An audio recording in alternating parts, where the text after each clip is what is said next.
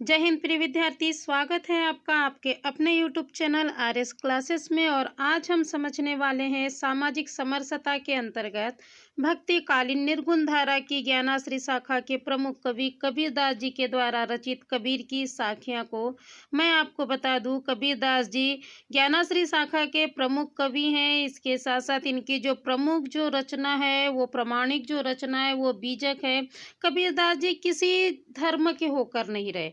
उन्होंने धर्मांधता और समाज में फैली रूढ़ियाँ, अंधविश्वास, इन पर अपनी जो रचनाओं के माध्यम से प्रहार किया है। और इनका बस प्रयास हमेशा यही रहा है कि सामाजिक जो समरसता है वो बनी रहे। और यही इनके काव्य की विशेषता है, लोकप्रियता है, जो आज भी इनका काव्य, इनके जो दोहे हैं, इनकी जो साखियाँ हैं, उतने ही सम्मान से पढ़ी और समझी जाती है। और समाज को एक नई दिशा देने के लिए आज भी जो इनके दोहे और साखियां हैं वो महत्वपूर्ण स्थान रखते हैं। तो चलिए आज हम समझते हैं सामाजिक समरसता के अंतर्गत कबीर की साखियों को, और समझेंगे ही नहीं, प्रयास भी करेंगे कि इन्होंने जो बातें कही है इसे हम जीवन में अपने उतारे। मगर इसके पहले यदि आप चैनल पर नए हैं तो इसे सब्सक्राइब कीजिए, ज़्यादा से ज़्यादा लाइक, कमेंट्स और शेयर करना बिल्कुल ना भूलिए। चलिए समझते हैं आज हम कबीर की साखियों को।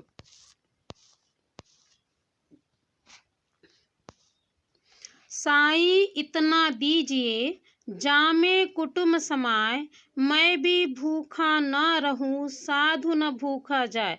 बचपन में आपने इस जो दोहे को पढ़ा होगा, पूरी उम्मीद है मुझे छोटी क्लासों में आपने पढ़ा होगा या अपने बड़े बूढ़ों के द्वारा इसे सुना होगा। तो चलिए समझते हैं इसका जो अर्थ है। साईं का मतलब होता है ईश्वर, ठीक है। जामे यानी जिसमें, कुटुंब का अर्थ होता है परिवार, समाय यानी होता है समाना, संतुष्ट होना। चलिए संदर्भ तो अब आपसे बन ही गया होगा, काफ़ी सारी कविताओं का मैंने आपको संदर्भ बता दिया है। अब आपका काम है कि आपको क्या करना है, संदर्भ स्वयं लिखना है। जिनसे यदि संदर्भ नहीं बन रहा है तो प्लीज़ कमेंट बॉक्स में लिख दीजिए। पर मुझे उम्मीद है कि आप सभी से संदर्भ आसानी से और बेहतर बन जाता है। तो चलिए प्रसंग समझते हैं। प्रसंग क्या होगा, इसमें कवि ने संतोष व्रती को महत्व दिया है। क्या होगा, इसमें कवि ने संतोष व्रती को क्या किया है, महत्व दिया है। चलिए अर्थ समझते हैं। साईं इतना दीजिए जामे कुटुम समाए, हे ईश्वर मुझे केवल इतना ही धन देना। आधी लाइन का देखिए, हे ईश्वर मुझे केवल इतना ही धन देना, जामे कुटुम समाए, जिसमें मेरे परिवार का भरण पोषण अच्छे से हो सके। हे ईश्वर मुझे केवल इतना ही धन देना जिससे मेरे परिवार का भरण पोषण अच्छे से हो सके। मैं भी भूखा न रहूं साधु न भूखा जाए। कहते हैं न तो मैं और मेरा परिवार भूखा रहे, ना ही मेरे द्वार पर आए हुए साधु या अतिथि भूखे जाए। ना तो मैं और मेरा परिवार भूखा रहे और ना ही मेरे द्वार पर आए हुए साधु और अतिथि भूखे जाए। मुझे उम्मीद है आपको इस दोहे का अर्थ समझ आ गया होगा। विशेष क्या होगा, दोहा छंद है, सरल भाषा है, अनुप्रास अलंकार है और संतोष की प्रवृत्ति को महत्व दिया गया है। चलिए दूसरा दोहा समझते हैं। दुर्बल को न सताइए जाकी मोटी हाय, मरी चाम की श्वास से लोहा भस्म हवे जाए। दुर्बल का मतलब होता है कमजोर, मोटी यानी भयंकर, जाकी का मतलब होता है जिसकी, हाय यानी बददुआ, मरी यानी मरे हुए, चाम का मतलब होता है चमड़ी, भस्म यानी भस्म, हवे जाए का मतलब होता है हो जाना। चलिए अर्थ समझते हैं। अर्थ समझे इसके पहले प्रसंग लिख लीजिए। कवि ने यहाँ पर करुणा को महत्व दिया, ठीक है। क्या लिखेंगे आप, कवि ने यहाँ पर करुणा को महत्व दिया है। अर्थ समझ लीजिए। दुर्बल को न सताइए जाकी मोटी हाय। कवि कहते हैं कि कमजोर व्यक्ति को सताना नहीं चाहिए, क्योंकि उसकी बद्दुआ बहुत भयंकर होती है। क्या कहते हैं, कमजोर व्यक्ति को सताना नहीं चाहिए, क्योंकि उसकी जो बद्दुआ है वो कैसी होती है, भयंकर होती है। मरी चाम की श्वास से लोह भस्म हवे जाए। कहते हैं जिस तरह मरे हुए पशु की चमड़ी से बनी हुई धोकनी से लोहे जैसी कठोर धातु भी भस्म हो जाती है, जिस तरह मरे हुए पशु की चमड़ी से बनी हुई धोकनी से लोहे जैसी कठोर धातु भी क्या हो जाती है, भस्म हो जाती है। विशेष देख लीजिए क्या होगा, अर्थ तो समझ आ गया आसानी से, है ना। विशेष क्या होगा, सरल भाषा है, अनुप्रास अलंकार है, शांत रस है और दोहा छंद है। चलिए अगला जो दोहा है समझते हैं। जाति न पूछो साधु की, पूछ लीजिए ज्ञान, मोल करो तलवार का, पड़ा रहन दो म्यान। म्यान का मतलब होता है जिसमें तलवार रखी जाती है, पॉकेट तलवार रखने का, ठीक है। हाँ, जाति न पूछो साधु की, पूछ लीजिए ज्ञान। यहाँ पर प्रसंग लिख लीजिए, कवि ने ज्ञान को जाति से बढ़कर बताया है। क्या लिखेंगे, कवि ने ज्ञान को जाति से बढ़कर बताया है, ठीक है। चलिए अर्थ समझते। जाति न पूछो साधु की, पूछ ही लीजिए ज्ञान। कवि कहते हैं कभी भी हमें साधु की जाति नहीं पूछनी चाहिए, बल्कि उनसे ज्ञान प्राप्त करना चाहिए। कवि कहते हैं कि कभी भी हमें साधु की जाति नहीं पूछनी चाहिए, बल्कि उनसे क्या करना चाहिए, ज्ञान प्राप्त करना चाहिए। मोल करो तलवार का, पड़ा रहन दो म्यान। जिस प्रकार की युद्ध भूमि में तो केवल तलवार काम आती है, उसके म्यान की कोई आवश्यकता नहीं होती है। जिस प्रकार की युद्ध भूमि में तो कौन काम आती है, तलवार काम आती है, उसके म्यान की कोई आवश्यकता नहीं होती है, ठीक है। विशेष क्या होगा, शांत रस है, अनुप्रास अलंकार है, सरल भाषा है, ठीक है, दोहा छंद भी है। अगला दोहा समझते हैं। जाति हमारी आत्मा, प्राण हमारा नाम, अल्लाह का हमारा इष्ट है, गगन हमारा ग्राम। माफ कीजिए, ये अल्लाह नहीं है, अलख है, अलख है ना, अलख, ठीक है। अलख यानी होता है जो कभी दिखाई नहीं देता, ठीक है। तो यहाँ पर आप प्रसंग लिख लीजिएगा। अलग का मतलब तो मैंने बता दिया, जो दिखाई नहीं देता। प्रसंग लिख लीजिए, ईश्वर सर्वत्र विराजमान है, इसका वर्णन किया गया है, ठीक है। ईश्वर सर्वत्र विराजमान है, इसका क्या किया गया है, वर्णन किया गया है। अर्थ समझ लीजिए। जाति हमारी आत्मा, प्राण हमारा नाम। कवि कहते हैं हमारी जाति क्या है, आत्मा है, आत्मा ही क्या है, हमारी जाति है। प्राण हमारा नाम, और हमारा नाम क्या है, प्राण ही हमारा नाम है। हमारी आत्मा ही हमारी जाति है और प्राण ही हमारा नाम है। अलख हमारा, ठीक है, अलख हमारा इष्ट है, जो नहीं दिखाई देता वो हमारा क्या है, ईश्वर है। गगन हमारा ग्राम, और संपूर्ण आसमान ही हमारा क्या है, गांव है। फिर से अर्थ समझिए, कवि क्या कहते हैं कि हमारी आत्मा ही हमारी जाति है, हमारा प्राण ही हमारा नाम है, और जो हमें दिखाई नहीं देता वह हमारा इष्ट है, और संपूर्ण आकाश हमारा क्या है, ग्राम है। विशेष क्या होगा, दोहा छंद है, शांत रस है, सरल भाषा है। चलिए आगे समझते हैं। कामी क्रोधी लालची, इन पे भक्ति न होए, भक्ति करे कोई सूरमा, जाति वर्णन कुल खोए। प्रसंग लिख लीजिए। कवि ने यहाँ पर भक्ति के लिए अहंकार के त्याग को महत्व दिया है। कवि ने फिर से प्रसंग लिख लीजिए। कवि ने भक्ति के लिए अहंकार के त्याग को क्या किया है, महत्व दिया है। कामी क्रोधी लालची, इन पे भक्ति ना हो।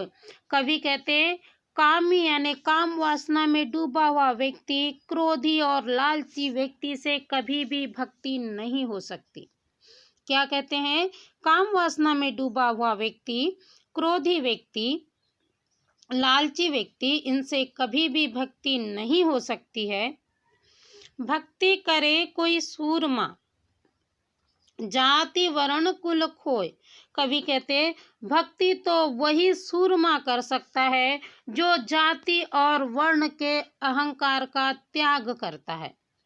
भक्ति तो वही सूरमा कर सकता है जो जाति और वर्ण के अहंकार का त्याग करता है। ठीक है, अर्थ समझ आ गया। विशेष क्या होगा? दोहा छंद है, शांत रस है, सरल भाषा है। अगला दोहा समझिए। ऊंचे कुल क्या जन्मिया, जे करणी ऊंच न होई। सोवन कलश, एक कलर नहीं है, कलश है, ठीक है। सोवन कलश सुरे भरया, साधु निंदा सोई। यहाँ पर आप, सोवन का मतलब होता है सोने का, कलर नहीं है, ये कलश है ना, ठीक है। कलश सुरे यानी शराब, भरिया साधु निंदा सोई। प्रसंग लिख लीजिए। कवि ने यहाँ पर बुद्धिमान व्यक्ति हमेशा बुरी चीजों की निंदा करते हैं, इसका वर्णन किया है। क्या है? बुद्धिमान व्यक्ति हमेशा या चतुर व्यक्ति हमेशा बुरी चीजों की निंदा करते हैं, इसका वर्णन किया है। चलिए अर्थ समझिए। ऊंचे कुल क्या जन्मिया, जे करनी ऊंची न होई।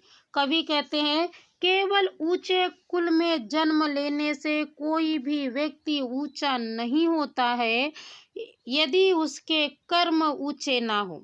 क्या कहते हैं कि ऊंचे कुल में केवल जन्म ले लेने से कोई भी व्यक्ति ऊंचा या सम्मान का पात्र नहीं होता है यदि उसके कर्म कैसे नहीं होते हैं? ऊंचे नहीं होते हैं। सोवन कलश सुरे भरिया, साधु निंदा सोई। जिस प्रकार की सोने के कलश में शराब भरी होने पर, जिस प्रकार की सोने के कलश में शराब भरी होने पर हमेशा साधु व्यक्ति उसकी निंदा ही करते हैं, अर्थात उसका परित्याग ही करते हैं। क्या कहते हैं? जिस प्रकार सोने के कलश में शराब भरी होने पर हमेशा साधु व्यक्ति उसकी निंदा या परित्याग ही करते। मुझे उम्मीद है अर्थ आपको आसानी से समझ आ गया होगा। विशेष क्या होगा? दोहा छंद है, सरल भाषा है, शांत रस है। अगला दोहा समझिए। तरवर तास विलंबिये, 12 मास फलन। शीतल छाया गहर फल, पंखी केली करन। तरवर का मतलब होता है वृक्ष, विलंबिये यानी रहना, 12 मास यानी 12 महीने, फलंत यानी फलना, गहर यानी अत्यधिक, केली यानी क्रीड़ा करना, खेलना। ठीक है, प्रसंग लिख लीजिए। कवि ने यहाँ पर 12 मास फल देने वाले वृक्ष पर ही पक्षियों को निवास करने की बात कही है। क्या होगा? कवि ने यहाँ पर 12 मास फल देने वाले वृक्ष पर ही पक्षी को निवास करने की बात कही है। चलिए अर्थ समझते। तरवर तास विलंबिये, 12 मास फलन। कवि कहते हैं कि पक्षी को हमेशा उसी वृक्ष पर रहना चाहिए जो 12 महीने फल देता हो। कवि कहते हैं कि पक्षी को हमेशा उसी वृक्ष पर रहना चाहिए जो क्या करता हो? 12 महीने फल देता हो। शीतल छाया गहर फल, पंखी केलिकरण, जिससे उसे शीतल छाया अत्यधिक फल प्राप्त होते हैं, साथ ही वह आनंद पूर्वक जीवन व्यतीत करता है। जिससे उसे क्या होता है? शीतल छाया अत्यधिक फल प्राप्त होते हैं, जिससे वह आनंद पूर्वक क्या करता है? जीवन व्यापन करता है। मुझे उम्मीद है आपको इस दोहे का अर्थ भी आसानी से समझ आ गया होगा। विशेष क्या होगा? शांत रस है, ठीक है, शांत रस है, अनुप्रास अलंकार है और दोहा छंद है। अगला जो दोहा है समझिए। जब गुण के गाहक मिले, तब गुण लाख बिकाई। जब गुण को गाहक नहीं कौड़ी बदले जाए। प्रसंग लिख लीजिए। ग्राहक होने पर ही गुणों का महत्व होता है। ग्राहक होने पर ही क्या होता है? गुणों का महत्व होता है। चलिए अर्थ समझते हैं। जब गुण के गाहक मिले तब गुण लाख बिकाई। कहते हैं जब गुण के ग्राहक मिलते हैं या गुणों को समझने वाले मिलते हैं तब गुण लाखों के मोल में बिकता है। जब गुण के ग्राहक मिलते हैं या गुण को समझने वाले मिलते हैं तब गुण क्या होता है? लाखों के मोल बिकता है या उसे महत्व मिलता है। जब गुण को ग्राहक नहीं कौड़ी बदले जाए। जब गुणों के ग्राहक नहीं मिलते हैं तो वह कौड़ी के मोल में जाता है, अर्थात उसका कोई मोल नहीं होता है। फिर से अर्थ समझ लीजिए। जब गुणों के ग्राहक मिलते हैं तब गुण लाखों के मोल में जाता है, अर्थात वह क्या होता है? महत्व प्राप्त करता है। किंतु जब गुण के ग्राहक नहीं मिलते तब वह कौड़ी के मोल में जाता है, अर्थात उसका कोई मोल नहीं होता है। विशेष देख लीजिए क्या होगा? दोहा छंद है, अनुप्रास अलंकार है और शांत रस है। ठीक है, अगला दोहा समझते हैं।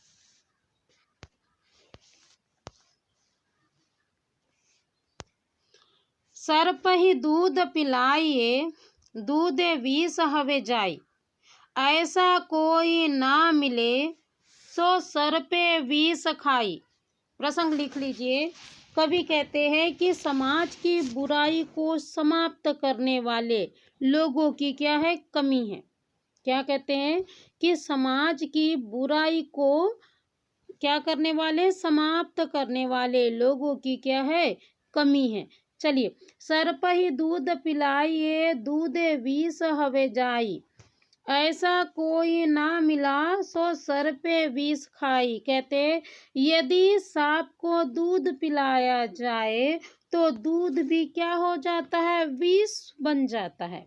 क्या कहते? यदि सांप को दूध पिलाया जाए तो दूध भी क्या बन जाता है? विष बन जाता है।